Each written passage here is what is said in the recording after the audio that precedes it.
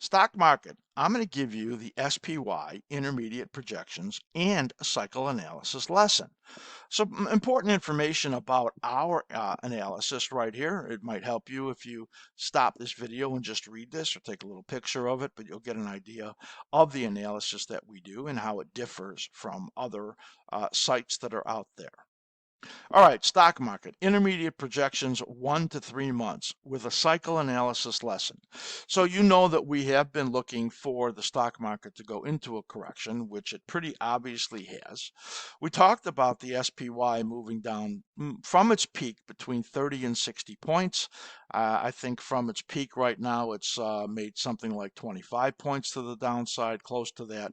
So it is very much in line with the expectations. Now, we don't exactly have a projection that says it'll go down to a specific number because we look at price and time. And as magnitude builds to the downside in a window of opportunity for sellers, then it can go down very sharply. And I'm going to show you how I build that analysis and what the projections are. So this is really a cycle analysis lesson, a little primer for you, for those people that, we get a lot of emails and comments on social media that says, wow, you really nailed these projections.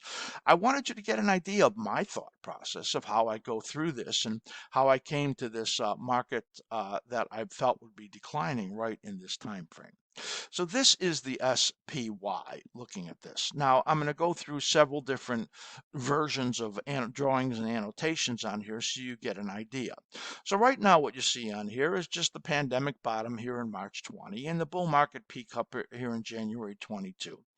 And what we have on here is the 1334 SMA, simple moving averages, which I like to use on my weekly charts. I think that they're better than anything else you can use. And you also have this line right over here, which is our proprietary momentum indicator, which we use on different charts. I like to use it on the weekly chart because it tends to help guide the cycle analysis rhythms. And I'm going to speak about rhythms and energetic movement as we move through this. So this is your basic candlestick chart with a couple of moving averages on there and our proprietary indicator. And now what I'm going to do is I'm going to go from here and begin to move through the analysis. So right now what I've added on the bottom are called cycle brackets. You can see in here I put these arrows in, and what I'm looking for is a repeating energetic rhythm. Now as the market moves up, as you see in here, it tends to ride the moving averages. As you see, this is the 13-week moving average.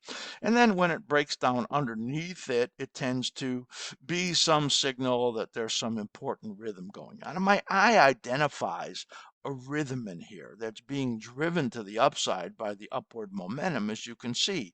So there's what I think is an important little low here and an important little low here and one over here. And then one over here, but you could see the market is kind of changing there. And then one over here. So I put the cycle brackets in here in order to give me some sense. Now I noticed that this cycle right over here really looks to be divided in half, as you can see. And this one over here looks to be kind of divided in half. Here, this one over here, from this low here to here, looks to be, it's a little hard to see that half. And this one has a very clear half that you can see right there. And here's that little minor cycle there and the half right there. So I'm identifying what I see as energetics in the market rhythms. Now, the important thing as we see this is that the formation of the actual price action gives us important information.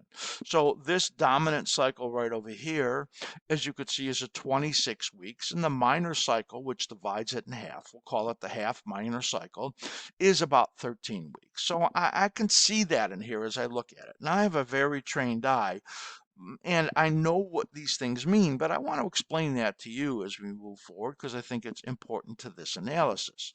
So this you can see is I added the ideal cycle brackets, these energetics in there of money flow, and these give me the cycle phases. When I say phases, you might say that it's when you look at the how other chartists look at it, that it's the rising phase and distribution and declining and accumulation, those type of things. We identify them as rising phases and peaking phases and declining phases and bottoming phases. And you can see right over here on the minor cycle, rising phase, right over here, a peaking phase, a declining phase, and the reversal scout helped us there, and the bottoming phase and the reversal scout helped us right there. As you can see, all important information. So now let's switch over to the next chart right over here as I move through my analysis.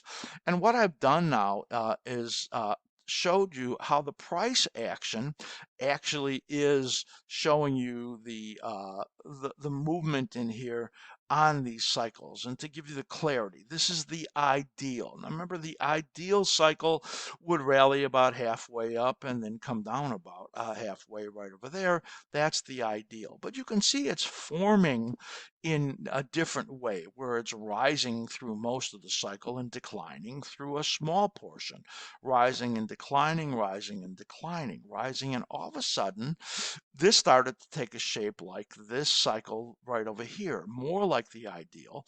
But notice that where this bottom is right over here is lower. That is important. Notice that this bottom over here is lower. That's important.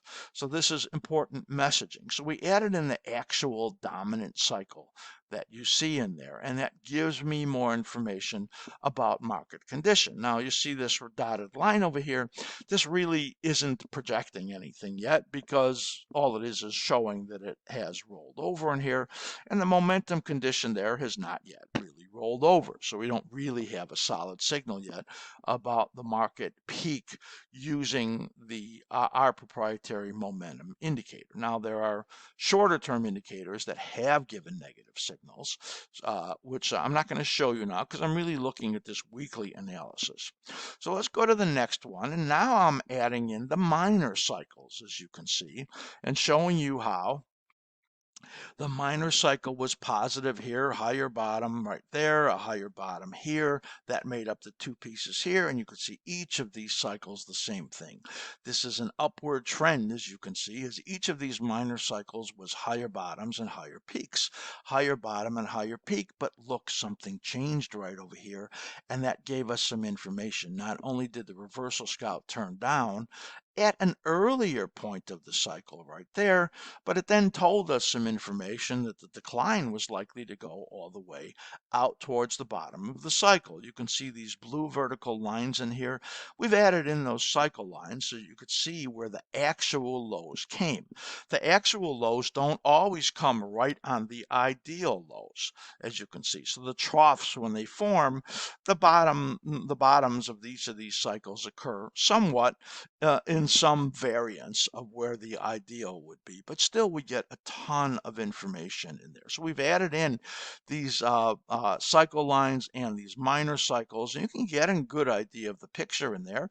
And here you could see this minor cycle in here was positively formed, as you could see that, and that gave us the expectation that the market peak had not occurred, and then it would likely be rallying up here again and taking out that high, and it actually did so. So that was kind of why we didn't think the market peak had occurred yet when the market turned down right over here in December and then began to move up again right over there. So now let's look at the next one, and now you can see I'm putting in some other information. These are cycle configurations and translations. So a cycle configuration is positive when it says a higher bottoms. You can see, and the translation is positive when it peaks late in the cycle. You can see the late peak in the cycle here, the late peak here, the late peak here, and now it's beginning here to give you some different information. It peaked in the middle of the cycle, and these translations and configurations then turn negative. It told us that this rally would fail. It actually made a head and shoulders top, and you can see how the cycles actually create the head and shoulders top. Look what happened here. It got underneath these lows right over there, and it told us there's a lot of trouble. and that this cycle that shows us a cycle length or period from here to here was likely to continue to move to the downside. And with this short-term cycle, the half minor cycle made a negative configuration. It told us the likelihood would be that this would decline. Again, you can see the evening star that formed right in here, an evening star that formed right in here, a bearish engulfing right in here. So we use candlesticks also to help us there. Now what we see in here is that this cycle configuration is looking like it's going to be positive. Now, it also is telling us, as you could see the translation, look where the peak is, way on the right side over here. So there's not a lot of time for decline. So I'm telling you how my mind is working here, what I'm seeing. If you remember so many times, and I've been criticized for this, Slim, you changed your analysis. Well, I don't change my analysis. We look at the market. We're agnostic. And the markets tell us what the analysis is. This low right over here, which occurred at around 348, well, you could see there's not a lot of time to get down to that low. And when I see these configurations right in here, it says to me that this market decline, which is in a very risky period, and I'll say more about that, may not be able to make it down here because it's going to take a lot of time. Now, you can see the very end of these cycles have a lot of downside, strong capitulation that occur. As you can see here, when you have a negative configuration, and right in here, it sold pretty hard right over there that you can see where it fell some almost 50 points right in here, 40 something points very quickly right here. And these last few weeks where the SPY fell from about 412 way down to about 350, which was about 62 points. So there's time for a hard decline in here, and we can't take 348 off the table, but I want to take this analysis a little further so that you could see what the projections look like in here. So I'm going to go to the next set of annotations right over here, and now what I'm bringing in is this periods of risk, the Fed actions, what you can see, what influenced the market movement. Of course, right in here, after the pandemic low, the Fed and the government brought in extreme stimulus. Extreme valuations. S&P 500 went up to about 200% of GDP right up over here, where past peaks have been 110, 150% of GDP, and that really had a sense that there was going to be a reset coming. And here's where the Fed began to withdraw its stimulus, and the S&P 500 reset of valuations has begun based on this period. These nested troughs, in other words, where the minor and the dominant cycles come down, that's these yellow zones. You may see us put them up on the chart sometimes, and those are periods of risk when those come in there. Now, it is minimal when the momentum and the translation is strong. So in other words, momentum and translation strong, you have minimal declines, and then you get to new highs, as you can see right in here. When the momentum and translations is risk, this should be severe, not several. Then it is severe to the downside, as you see right over here. Negative momentum, negative translation, negative momentum, negative translation. And that gives you a sense that there are hard declines in these periods of risk. And that is why I have talked about this period right here, the period of risk that the market has just moved into. I talked about it starting sometime in late January. That's when these peaks were coming in right around late January. It is now weakening right in here, and we are in this period of risk right now. Now, I don't know how far down this is going to get. So what I have to do is put in the important information regarding the support resistance levels. And now I've put that in here so you can get some sense of where we are. You can see in here that it rallied into the sell zone and collapsed, rallied into the sell zone and collapsed. Here you were getting bullish configurations right there. It hit the minor support zone and rallied. Here are your minor support zones and dominant support zones right in here. And you can see in here on configuration, I don't know how this is going to turn out. If it turns out a positive configuration, this is the bear market bottom. And you will begin this movement up here. And our target was around 430 in the S&P 500, in the SPY. Or it could break down below this 348 level, this major low, and that would be an indication that we have to reevaluate where the upside projections are. Let me just get this in shape for you to see right over here. So you can see what we're looking at right over here are the projections that we've now put in here. Here's your period of risk. Here's your positive period when you get out of here. This is a very important period, and again, a period for potential downside capitulation. It has entered the minor support zone right over here. It may find a little bit of support here. The shorter term patterns are suggesting the market will continue down maybe for a few more days and then try to rally. And then the real strong period of risk is in here. It could stop here at the dominant 38.2 around 391.60. That's possible. It's not likely. You can see this black projection right over here that takes you down to the dominant 50, about 383. That would be, to me, what is the highest probability occurrence.